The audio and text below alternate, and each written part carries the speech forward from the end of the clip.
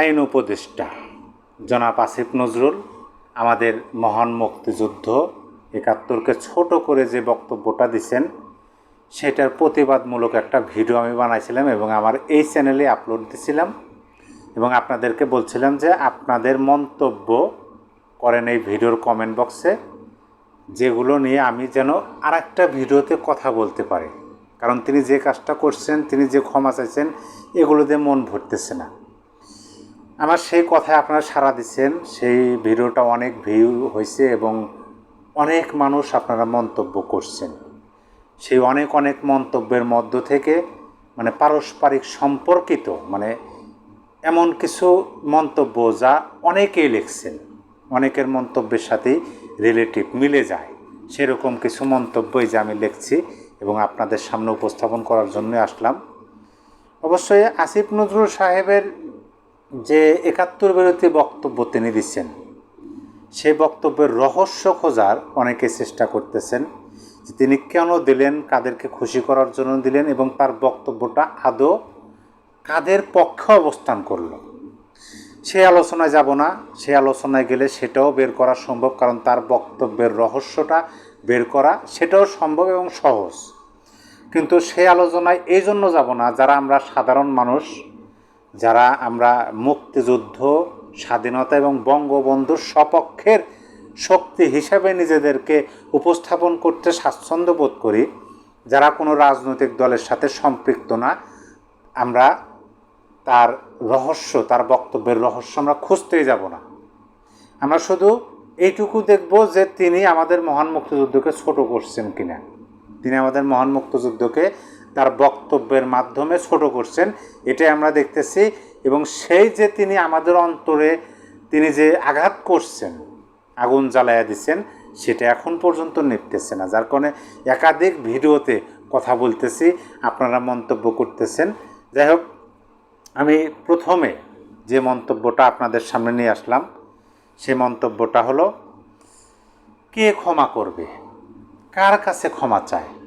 তাকে ২৬ লক্ষ ভারতীয় নাগরিকের হিসাব দিতে হবে, যারা এই ১ বছর যাবৎ মুক্তিযুদ্ধ ও মুক্তিযুদ্ধের চেতনার প্রতি চরম অবমাননা করেছেন। তাদেরকে নো নেভার করতে হবে। এখানে কোনো দাড়ি নাই, কমা নাই এবং হবে না, কমপ্লিট ফুল স্টপ। এই মন্তব্যটা আমি সবার প্রথমে রাখছি, কারণ এই মন্তব্যের সাথে আরও অনেকের মন্তব্য মিলে যায়। তারপরে যিনি লিখছেন নজরুল ইসলাম, তিনি বলছেন, এই লোকটি কি বাংলাদেশের স্বাধীনতা সংগ্রামের ইতিহাস নিয়ে লেখা কোনো বই পড়েনি? না হয় পাকিস্তানিদের গণহত্যাকে এত হালকা করে দেখবে কেন? তিনি নজরুল ইসলাম ভাই, আপনি প্রশ্ন ছুড়ে দিচ্ছেন যে এই আসিফ নজরুল তিনি একজন শিক্ষিত মানুষ, তিনি অবশ্যই পড়ছেন। আপনি প্রথম যে প্রশ্নটা করছেন যে এই লোকটি কি বাংলাদেশের স্বাধীনতা সংগ্রামের ইতিহাস নিয়ে কোনো লেখা পড়েনি, অবশ্যই তিনি পড়ছেন। কারণ ২০২৪ সালের ৫ই আগস্টের আগে তাকে আমাদের মুক্তিযুদ্ধের পক্ষে, বঙ্গবন্ধুর পক্ষে কথা বলতে আমরা শুনছি, অনেক রেফারেন্স। তারপরে তিনি ঢাকা বিশ্ববিদ্যালয়ের একজন শিক্ষক, তিনি ইতিহাস পড়ছেন, কিন্তু তিনি এগুলো জানা সত্ত্বেও আমাদের ৭১কে ছোট করে কথা বলছেন। তারপরে ইব্রাহিম মীর, তিনি লিখেছেন, কিসের সাহেব? আমি ওই ভিডিওতে জনাব আসিফ নজরুল সাহেব বলছিলাম, যার পরিপ্রেক্ষিতে ইব্রাহিম ভাই আপনি লিখেছেন কিসের সাহেব? খন্দকার মোস্তাকের ভাই খন্দকার আসিফ নজরুল। তারপরে এমডি নাইম, তিনি লিখেছেন, মেহেরাপ্রস শাওন, আসিফ নজরুলের শাশুড়ির সাথে আমিও একমত, তুই রাজাকার। আমি যে গত ভিডিওতে রেফারেন্স দিয়েছিলাম যে আসিফ নজরুলের শাশুড়ি মেহেরাপ্রস শাওন, তিনি হ্যাশট্যাগ ব্যবহার করছিলেন যে তুই রাজাকার। এই এমডি নাইম সাহেব তিনিও একমত পোষণ করে বলতেছেন তুই রাজাকার। তারপরের মন্তব্যটা যিনি করছেন তিনি হলেন মনন আর্ট গ্যালারি, তিনি লিখছেন, বঙ্গবন্ধু ভুল করেছে, কিন্তু আমরা সবাই সেই ভুল ভুলেও করব না। এই মন্তব্যের রিপ্লাই দিয়েছেন জাকির হোসেন, তিনি রিপ্লাই লিখছেন, বঙ্গবন্ধু সবাইকে নিয়েই দেশটাকে সাজাইতে চেয়েছিলেন, এখানেই তিনি ভুলটা করে ফেলেন, যার অনুসরণ শেখ হাসিনাও করেছিলেন। তবে এই ভুলটি ৭১-এর শক্তি আর করবে বলে আমার মনে হয় না। তারপরে যার মন্তব্যটা এখন আপনাদেরকে শোনাবো তিনি হলেন এমডি মহিউদ্দিন। তিনি লিখেছেন, তুমি কে আমি কে, রাজাকার রাজাকার স্লোগানটি শুধু স্লোগান ছিল না, এটা ছিল তাদের মনের গহীনে লুকিয়ে থাকা সত্য উপলব্ধি। তারপরে এমডি ইমন হাসান ইমরান তিনি লিখেছেন, এই কথা শোনার আগে মৃত্যু হলো না কেন আমার। মানুষ এই আসিফ নজরুলের ৭১কে ছোট করে বক্তব্য দেওয়া মানুষ কত ক্ষিপ্ত। এই যে মন্তব্যগুলো, এই মন্তব্যগুলো তো বাংলা ভাষাভাষীর বিভিন্ন দেশের মানুষ যারা অবস্থান করতেছেন বাংলা ভাষাভাষী এবং বাংলাদেশের বিভিন্ন অঞ্চলের মানুষ মন্তব্য করছেন। মানুষের মনে কতটুকু আঘাত লাগছে। তারপরে MHR শাহিন লিখেছেন, অসভ্য ইতরের জেলার মিথ্যাবাদী বাটপার আসিফ নজরুল। তারপরে তিনি একটা অ্যাংরি রিয়াক্ট দিয়েছেন। তারপরে তিনি লিখছেন, বলেছিল এই দেশে ২৬ লক্ষ ভারতীয় চাকরি করে, আবার বলেছে শেখ হাসিনা ৩০ লক্ষ রোহিঙ্গাকে খাওয়াবেন, আসলে হবে ১০ লক্ষ।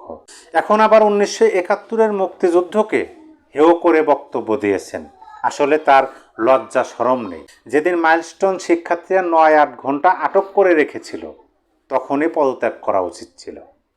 তারপর আবদুল্লাহ তিনি লিখেছেন, আসিফ নজরুল একজন শিক্ষক, ওনার মতো শিক্ষক দেশে থাকলে ছাত্ররা রসাতলে যেতে আর কাউকে লাগবে না। সুন্দর ভাষায় ওনাকে বলতে চাই, তুই রাজাকার। এই কথাটা লিখছেন আবদুল্লাহ সাহেব। তারপরের মন্তব্যটা যিনি করছেন তিনি হলেন, তার নাম হলো মাসুম। মাসুম সাহেব তিনি লিখেছেন, আসিফ নজরুল একজন মিথ্যাবাদী, চরিত্রহীন এবং সুযোগ বুঝে ভোল পাল্টে ফেলা তার স্বভাব। যেহেতু পাকিস্তানের প্রজন্ম, তাই মনের অজান্তেই দেশের টান চলে আসে। সম্মানিত দর্শক, আমি বেশ কয়েকজনের মন্তব্য আপনাদেরকে পড়ে শোনালাম, আপনাদের মন্তব্য আপনাদেরই পড়ে শোনালাম। দেশবিরোধী যারা বক্তব্য দেয়, আমার কথা হলো যে যারা এই দেশের, এই স্বাধীন দেশের সংবিধান অনুযায়ী শপথ নিয়ে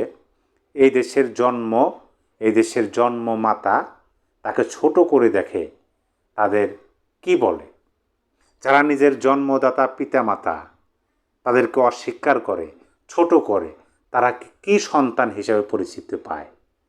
যারা বাংলাদেশের জন্ম, বাংলাদেশের সংবিধান অনুযায়ী শপথ গ্রহণ করে এই বাংলাদেশে বেড়ে উঠে বাংলাদেশের রাষ্ট্র পরিচালনার দায়িত্বপ্রাপ্ত হয়ে বাংলাদেশের জন্মকে ছোট করে দেখার চেষ্টা করে, তাদেরকে কি বলে, তারা কি হিসাবে জাতির সামনে পরিচিতি পায়? এই মন্তব্যটা এই ভিডিওর মন্তব্যে করে দিন। সবাই ভালো থাকবেন। আল্লাহ হাফেজ।